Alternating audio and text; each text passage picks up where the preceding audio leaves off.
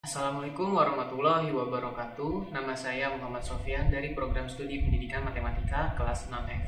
Pada kesempatan kali ini, saya akan mempresentasikan hasil anotasi bibliografi pada 3 artikel internasional terkait mata kuliah review jurnal internasional. Untuk judul artikel, di sini ada 3 judul dan berikut dengan penulisnya. Kita langsung ke artikel yang pertama. Judulnya adalah Using Mobile Technology for Mathematics, Effects on Student Attitudes and Achievement, yang ditulis oleh Christine Fabian, K.J. Topping, dan Ian G. Barron. Sejarah singkat penulisan artikel ini adalah penggunaan teknologi dalam pendidikan matematika telah disorot oleh para peneliti selama 2 dekade terakhir. Menurut Dewan Nasional Guru Matematika tahun 2000 di Amerika Serikat, teknologi penting dalam pengajaran dan pembelajaran matematika. Kurikulum Skotlandia mencatat bahwa penggunaan teknologi dalam cara yang tepat dan efektif memungkinkan untuk pengalaman belajar yang mempromosikan kesenangan matematika. Nah, penelitian ini sangat penting karena memiliki tujuan untuk menyelidiki efek penggunaan teknologi seluler pada sikap dan prestasi siswa. Pada riset terdahulu, terdapat hasil bahwa ada minat yang meningkat terhadap efektivitas teknologi seluler dan studi melaporkan bahwa teknologi seluler dapat meningkatkan prestasi siswa. Nah, selanjutnya ada gap result. Apa sih gap result? Gap result ini adalah perbedaan antara penelitian yang sudah dilakukan sebelumnya dengan penelitian yang sekarang. Meskipun hasilnya menunjukkan positif, namun, tak hanya keberhasilan penggunaan seluler, ada juga studi yang menemukan hasil yang bertentangan. Meskipun persepsi siswa positif, namun sikap mereka terbatas terhadap matematika. Peneliti yang lain menemukan penurunan pada nilai tes siswa selama intervensi daripada mereka yang diajarkan dengan metode tradisional. Jadi, meskipun persepsi siswa positif terhadap penggunaan teknologi seluler, namun sikap positif ini mempengaruhi sikap mereka terhadap matematika terbatas dan kadang-kadang hasil yang bertentangan. Oleh karena itu, pada penelitian ini penting untuk menyelidiki efek penggunaan teknologi seluler pada sikap dan prestasi siswa. Apa aja sih yang menjadi pertanyaan dalam penelitian ini? Yang pertama, apa pandangan siswa tentang penggunaan teknologi seluler untuk belajar matematika? Yang kedua, apakah ada perubahan sikap terhadap matematika saat teknologi seluler digunakan untuk mempelajari matematika? Yang ketiga, apakah ada perubahan sikap tentang teknologi ketika teknologi seluler digunakan untuk belajar matematika? Dan yang keempat, apakah ada perubahan dalam kinerja siswa dalam tes matematika ketika menggunakan kegiatan belajar matematika yang didukung oleh mobile? Untuk selanjutnya, metode yang digunakan adalah mengadopsi desain metode eksperimen semu dengan kelompok eksperimen yang bekerja pada kegiatan pembelajaran mobile dan kelompok kontrol mengikuti kurikulum normal mereka. Untuk sampel yang diambil, ada 2 guru yang berpartisipasi dalam penelitian ini. Kemudian total siswa ada 52 siswa dari kelas 6 dan kelas 7. Dengan 24 siswa dalam kelompok eksperimen terdiri dari 11 laki-laki dan 13 perempuan. Dan 28 siswa dalam kelompok kontrol dengan 14 laki-laki dan 14 perempuan. Siswa kelompok kontrol semuanya ada di kelas 7. Untuk instrumen yang digunakan pada penelitian ini dibagi menjadi beberapa bagian. Yang pertama ada teknologi use atau penggunaan teknologi. Di sini penelitian menggunakan tablet dengan ukuran 7-8 inci dengan sistem Android 4.2 karena biayanya lebih murah dan portabilitas yang lebih tinggi daripada tablet yang berukuran besar di atas 10 inci. Nah, perangkat ini diberikan kepada kelompok eksperimen selama durasi proyek penelitian. Yang kedua ada Math Attitude Inventory atau MAI.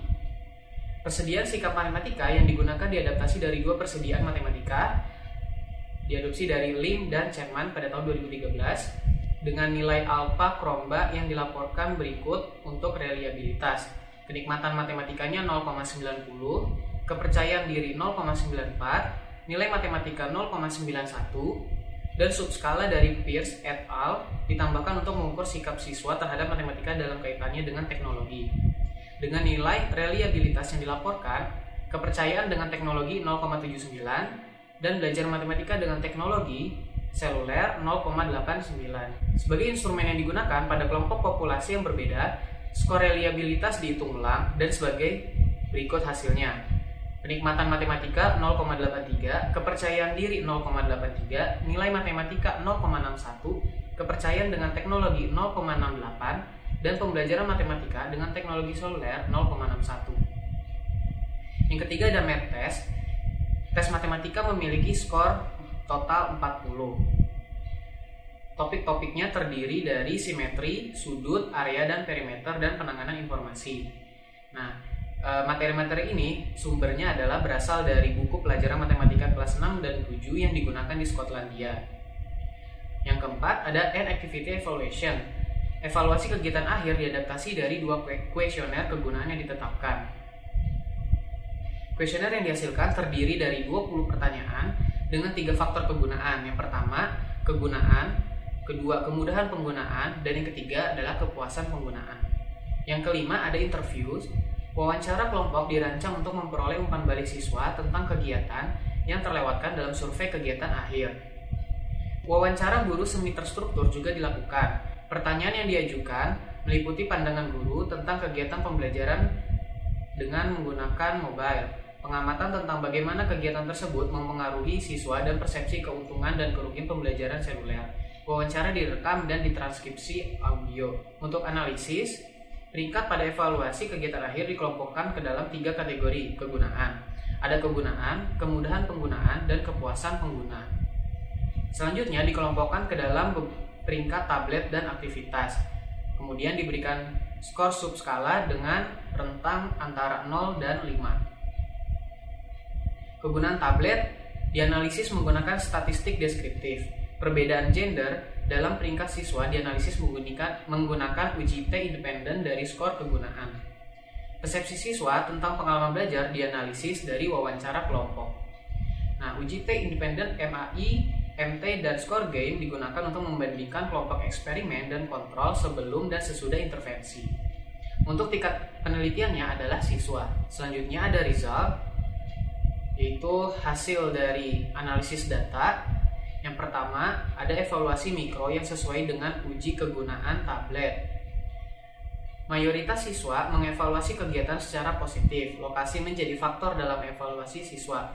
Dari sesi sudut di luar ruangan memiliki peringkat lebih tinggi daripada di dalam ruangan, tetapi kegiatan penanganan informasi yang dilakukan dalam ruangan memiliki skor yang lebih tinggi daripada di luar ruangan.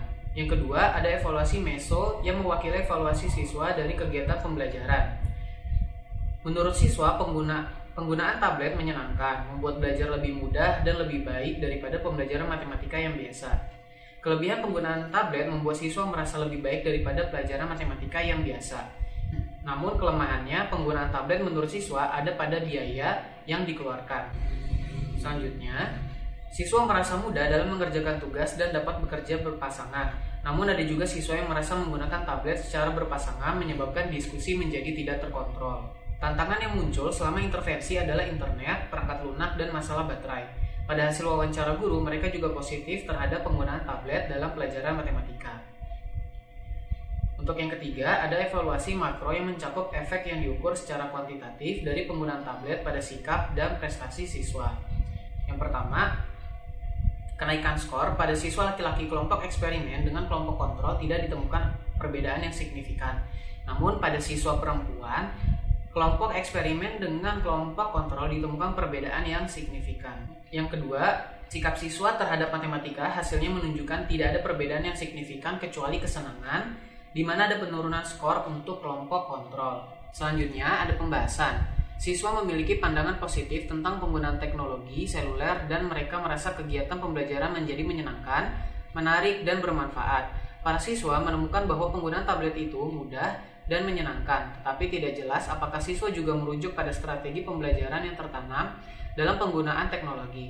Siswa membandingkan kegiatan belajar mobile dengan apa yang biasanya mereka lakukan meskipun menantang bagi beberapa siswa. Kepuasan siswa dengan kegiatan tetap positif. Siswa menggambarkan kegiatan penggunaan tablet sebagai hal yang menyenangkan dan menarik, tapi ini tidak menghasilkan perubahan signifikan dalam skor EN mereka. Ini tuh sepertinya kayak ujian nasional. Jadi meskipun kegiatannya menghasilkan positif, namun tidak menghasilkan perubahan yang signifikan dalam skor EN mereka. Beberapa siswa menjelaskan bahwa mereka menemukan kegiatan yang menyenangkan dan ini dibuktikan dalam perolehan skor EN. Namun ada kasus-kasus di mana siswa menjelaskan bahwa itu lebih menyenangkan dan menarik tapi tidak diterjemahkan menjadi keuntungan dalam skor N. Bukti kepercayaan diri terlihat dalam beberapa narasi siswa ketika mereka menjelaskan bagaimana penggunaan tablet membantu mereka memahami konsep abstrak, namun skor tes tidak menunjukkan perbedaan yang signifikan untuk kelompok kontrol dan kelompok eksperimen. Kurangnya peningkatan yang signifikan secara statistik dalam sikap mungkin karena frekuensi dan durasi program. Sesi belajar seluler mingguan selama 3 bulan mungkin tidak cukup untuk menghasilkan perubahan yang permanen. Selain itu, siswa menjelaskan bahwa kegiatan menggunakan tablet membuat mereka mengingat kembali topik-topik dengan lebih baik dan membantu mereka memvisualisasikan konsep-konsep yang sedang dipelajari. Pada awalnya, anak laki-laki memiliki persepsi yang lebih tinggi tentang kegunaan teknologi seluler, namun pada akhirnya pada penelitian ini ditemukan tidak ada perbedaan gender. Selanjutnya, untuk rekomendasi untuk penelitian selanjutnya, penelitian di masa depan perlu membahas peran guru dalam implementasi, karena penelitian ini menghasilkan campuran hasil positif dan negatif dalam menggunakan teknologi seluler untuk matematika. Walaupun pembelajaran mobile dapat bermanfaat dalam beberapa situasi, penelitian lebih lanjut diperlukan untuk membantu mengidentifikasi situasi dan lingkungan belajar mana yang paling cocok. Temuan yang tidak signifikan tentang efek pada sikap memerlukan penelitian lebih lanjut dengan waktu implementasi yang lebih lama. Untuk kesimpulan pada penelitian ini penting untuk menyelidiki efek penggunaan tablet untuk pembelajaran matematika. Penelitian ini juga menggambarkan bagaimana teknologi dapat digunakan. Temuan menunjukkan bahwa penggunaan teknologi seluler dapat menimbulkan respon positif dari siswa, namun masalah teknis dapat mengganggu kegiatan pembelajaran.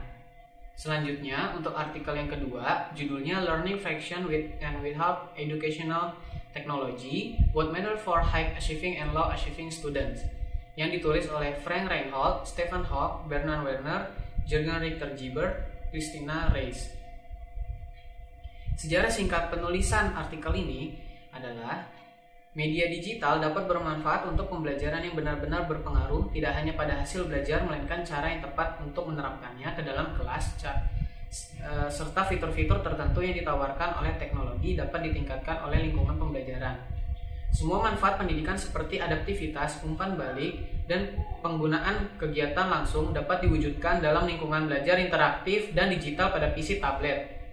Tetapi tampaknya masih belum jelas apakah lingkungan belajar interaktif itu dikembangkan sehubungan dengan prinsip-prinsip desain yang sudah mapan yang telah terbukti bermanfaat untuk pembelajaran dalam beberapa studi eksperimental jangka pendek. Juga dapat bekerja dalam situasi kelas nyata dan apakah bermanfaat untuk mengajarkan konsep matematika dalam konteks sekolah. Nah, tadi kan judulnya Learning Fraction, belajar fraksi. Fraksi ini maksudnya adalah pecahan. Penelitian ini sangat penting karena menyajikan pendekatan pengajaran konsep fraksi dasar dengan lingkungan belajar interaktif. Untuk research terdahulu, pembelajaran dengan konten teks dan gambar terbukti efektif daripada teks saja. Dengan media digital teknologi, pendidikan dapat memberikan fitur tertentu yang menawarkan manfaat potensial untuk praktik di ruang kelas. Untuk gap resultnya, masalah serius dari banyak penelitian tentang ini adalah kurangnya perangkat lunak yang dikembangkan untuk mendukung kurikulum. Penelitian ini memperkenalkan kerangka kerja untuk pengembangan lingkungan belajar interaktif. Peneliti memperkenalkan kerangka kerja untuk pengembangan lingkungan belajar interaktif yang mengandalkan 3 pilar: konten, desain pembelajaran, dan implementasi teknologi dari aspek interaktif dan perancang yang dikenal bermanfaat untuk pembelajaran. Untuk pertanyaan pada penelitian ini, yang pertama, apakah perancang interaktif dan adaptif dan atau kurikulum fraksi yang diuraikan bermanfaat untuk pengembangan konsep fraksi selama pengajaran kelas reguler jika dibandingkan dengan pengaturan ruang kelas tradisional? Yang kedua, apakah potensi manfaat scaffold interaktif dan adaptif dan atau kurikulum fraksi yang diuraikan memiliki efek yang berbeda pada pengembangan pengetahuan prosedural dan konseptual fraksi? Yang ketiga, apakah ada potensial perancah interaktif dan adaptif dan atau kurikulum fraksi yang diuraikan pada pengembangan konsep fraksi berbeda untuk siswa berprestasi tinggi dan berprestasi rendah. Selanjutnya untuk metode, peneliti memilih metode analisis statistik. Mereka mengikuti desain penelitian konstruktif prapaskah kontrol yang sama dengan 2 kelompok perlakuan dan 1 kelompok kontrol. Kelompok kurikulum scaffold atau yang mempelajari konsep dasar fraksi, kemudian kelompok kurikulum atau bekerja dengan bahan yang sama seperti buku berbasis kertas, dan kelompok tradisional atau menggunakan buku teks konvensional. Untuk sampel yang diambil sekitar 1.005 siswa kelas 6 dari sekolah umum Jerman atau Bavaria. Untuk instrumen, ada konten di mana peneliti membuat kurikulum fraksi yang diuraikan untuk mengajarkan konsep fraksi dasar. Kemudian ada pretest untuk mengendalikan efek pengetahuan sebelumnya tentang fraksi. Yang ketiga ada post-test untuk mengukur pengetahuan konsep fraksi setelah intervensi. Nah, di sini item difokuskan pada bagian seluruh konsep, memperluas dan menyederhanakan fraksi dan membandingkan fraksi dan dibangun. Untuk analisis Generalized Linear Mixed Model atau GLMM digunakan untuk memperkirakan perbedaan antara ketiga kelompok intervensi dalam menjawab item test, karena mereka memiliki beberapa keunggulan dibandingkan metode statistik lainnya. 4 analisis terpisah dilakukan untuk studi 1, siswa berprestasi baik pengetahuan prosedural dan konseptual, dan studi 2, siswa berprestasi rendah, sekali lagi pengetahuan prosedural dan konseptual. Untuk tingkat penelitiannya sendiri adalah siswa. Berikut akan ditunjukkan gambar dari desain yang sudah dibuat oleh peneliti.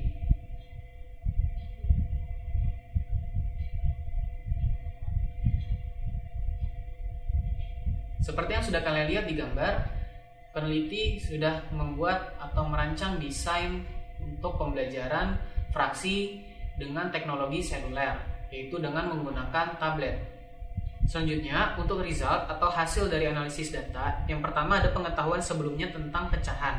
Siswa berprestasi tidak memiliki pengetahuan fraksi yang lebih tinggi daripada siswa berprestasi rendah sebelum intervensi. Jadi siswa yang berprestasi tinggi itu sudah memiliki pengetahuan tentang pecacahan. Yang kedua ada studi 1, efek pada siswa berprestasi tinggi. Materi holistik peneliti untuk mengajarkan konsep fraksi awal sangat membantu untuk mengajar siswa berprestasi tinggi. Studi 2, efek pada siswa berprestasi rendah. Hasilnya menunjukkan bahwa belajar dengan perangkat digital dapat meningkatkan hasil belajar jangka pendek pada tingkat pengetahuan prosedural untuk siswa berprestasi rendah. Yang terakhir, ada perbedaan antara siswa berprestasi tinggi dan rendah. Peneliti berasumsi bahwa penggunaan perancang saat belajar fraksi dapat bermanfaat bagi siswa berprestasi tinggi dan berprestasi rendah, tapi dampak bagi siswa berprestasi rendah bisa lebih tinggi karena kemungkinan efek keahlian pembalikan. Selanjutnya ada pembahasan. Hasil penelitian menunjukkan bahwa lingkungan belajar interaktif dan digital dengan scaffold adaptif dapat digunakan untuk menyampaikan konsep fraksi.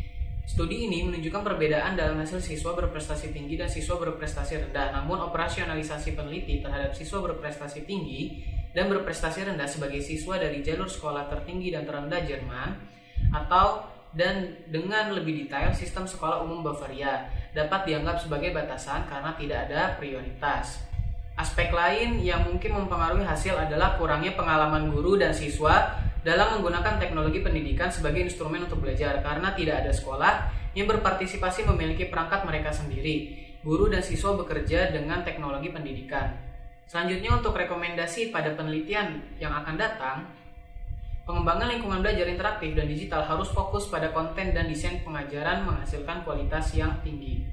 Jadi materi kualitas dikembangkan secara eksplisit untuk mendukung kurikulum, seperti yang diminta oleh penulis lainnya. Untuk kesimpulan, temuan dari penelitian ini dapat dianggap sebagai bukti empiris yang dapat diandalkan bahwa perancang interaktif dan adaptif yang diimplementasikan sebagai fitur teknologi pendidikan dapat mengarah pada konsep fraksi yang dikembangkan lebih tinggi pada siswa selama pengajaran kelas reguler daripada skenario pengajaran dan pembelajaran tradisional, terutama untuk siswa yang berprestasi rendah. Hasilnya menunjukkan bahwa lingkungan belajar interaktif dan adaptif yang menuntut tradisi konstan antara representasi fraksi yang berbeda dapat digunakan untuk menyampaikan konsep fraksi yang diuraikan. Selain itu, penelitian tentang teknologi pendidikan harus mempertimbangkan diferensiasi antara materi, pembelajaran, dan realisasinya dengan teknologi. Karena pengguna yang berbeda dapat bereaksi secara berbeda terhadap kedua aspek, apa yang merupakan fitur penting untuk pekerjaan di kelas. Untuk artikel yang ketiga, judulnya adalah Learning About Mobile Learning, Pre-Service Teachers Perspective. yang ditulis oleh Boris Handel, Chris Campbell, dan Tim Perkins. Untuk sejarah singkat penulisan artikel, studi ini berfokus pada guru prajabatan atau PST tahun keempat yang mempelajari kursus pendidikan matematika, di mana salah satu hasil dari kursus adalah untuk mengajarkan keterampilan siswa dalam menggunakan alat pembelajaran mobile di kelas matematika ketika mereka adalah guru di masa depan. Penelitian ini penting karena guru semakin dituntut untuk menggunakan teknologi di dalam dan di luar kelas dengan solusi teknologi yang tinggi yang penting dalam pengajaran karena mereka dapat meningkatkan pembelajaran siswa. Untuk riset terdahulu, dengan menggunakan teknologi seluler di dalam kelas dapat meningkatkan pembelajaran siswa dan dapat menciptakan lingkungan belajar yang positif. Untuk hasil gap resultnya, meskipun penggunaan teknologi memberikan dampak positif pada pembelajaran, namun temuan lain mengungkapkan tidak ada pengembangan teori tentang mengintegrasikan pembelajaran mobile ke dalam program pendidikan guru. Oleh karena itu, pada penelitian kali ini, peneliti fokus pada guru prajabatan atau PST tahun keempat yang mempelajari kursus pendidikan matematika. Untuk pertanyaan pada penelitian ini, yang pertama, pada tahap adopsi teknologi pembelajaran mobile manakah guru prajabatan atau PST memandang diri mereka sendiri? Yang kedua, bagaimana tahapan adopsi? Bagaimana tahapan adopsi ini terkait dengan guru prajabatan dalam hal gender, keterlibatan pribadi dengan pembelajaran mobile, akses ke teknologi seluler, dan persepsi kompetensi diri pada pembelajaran mobile. Selanjutnya, untuk metode yang digunakan oleh peneliti adalah tinjauan literatur. Sampelnya melibatkan guru prajabatan atau PST pada tahun terakhir program pendidikan guru mereka. Untuk instrumen yang digunakan adalah kuesioner online dengan 3 skala utama. Yang pertama, peringkat tahapan adopsi. Skala kedua, mengacu pada zona gerakan bebas atau ZMF. Yang ketiga, membantu dalam mengukur tingkat keterlibatan individu dan minat dalam pembelajaran mobile. Untuk analisis datanya, tautan ke kuesioner online dikirim melalui sistem email universitas ke semua 247 siswa metode utama yang mengambil unit ED 3005, Matematika, TIK, dan Kurikulum pada semester 1. 161 dari siswa PST ini merespon, menjadikan tingkat respon sebesar 66%. 89% responden adalah perempuan. Dalam kohort total, persentase perempuan adalah 88%. Dan untuk tingkat penelitiannya adalah guru prajabatan. Untuk hasil analisis data dibagi menjadi 2, ada kuantitatif dan kualitatif. Untuk hasil kuantitatif, pertama demografi, 99% memiliki ponsel. Namun, hanya 2/3 dari mereka yang memiliki akses ke tablet. Merek smartphone paling populer yang dimiliki oleh para peserta adalah iPhone atau Apple, diikuti oleh Samsung. Tidak ada perbedaan signifikan antara wanita dan pria dalam hal mengakses ponsel cerdas atau tablet. Yang kedua ada tahap adopsi. 80% dari PST memilih sangat setuju dan setuju untuk item saya merasa sangat kompeten dalam menggunakan tablet. Yang ketiga ada keterlibatan pribadi untuk pembelajaran mobile. Tingkat keterlibatan peserta tinggi terhadap pembelajaran mobile. Yang kedua ada hasil kualitatif. Yang pertama, sikap terhadap pembelajaran seluler. Dengan pembelajaran mobile, siswa dapat mempelajari secara khusus dan terlibat dalam pengalaman belajar di mana mereka akan tertantang dan termotivasi. Namun, siswa juga memiliki pendekatan yang lebih realistis terhadap efektivitas perangkat seluler daripada merasa terpikat oleh pesona elektronik mereka. Yang kedua ada aksesibilitas. Beberapa PST menganggap masalah ekuitas ini sebagai pencegahan implementasi efektif yang bekerja negatif untuk siswa sekolah dan PST. Demikian juga kurangnya kepemilikan alat oleh siswa sekolah memainkan peran negatif dalam adopsi ini. Yang ketiga ada gangguan. Ponsel digunakan di luar pendidikan, yaitu untuk berkomunikasi dalam media sosial yang dapat menimbulkan gangguan. Jadi ponsel digunakan di dalam kelas tidak untuk dalam tujuan pendidikan, melainkan untuk hal-hal lain seperti berkomunikasi atau menggunakannya untuk sosial media. Yang keempat, kapan menggunakan perangkat seluler? Perangkat seluler digunakan untuk pembelajaran ketika memang diperlukan. Yang kelima, pedagogi sebelum teknologi. PST sangat menghargai kekuatan perangkat seluler dalam pengajaran dan pembelajaran, tapi merasa bahwa beberapa kondisi harus dipenuhi untuk mewujudkan potensi penuh mereka.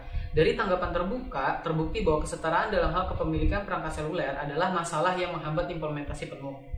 Demikian juga, PST prihatin dengan gangguan yang dapat terjadi sebagai akibat dari siswa yang memiliki perangkat tersebut di dalam kelas yang mengakibatkan skenario manajemen kelas yang buruk. Selain itu, mereka terlihat sangat sadar bahwa pembelajaran mobile efektif dalam keadaan ketika tugas belajar dirancang dengan baik, ditempatkan dalam konteks seluruh pelajaran, dan ketika pedagogi memimpin teknologi dan bukan sebaliknya. Selanjutnya ada pembahasan, siswa merasa sangat percaya diri dalam menggunakan tablet ponsel dan menghargai kekuatan instruksional yang dibawa oleh alat-alat ini ke kelas. PST mendukung pembelajaran seluler untuk kemampuan individual dan kolaboratifnya.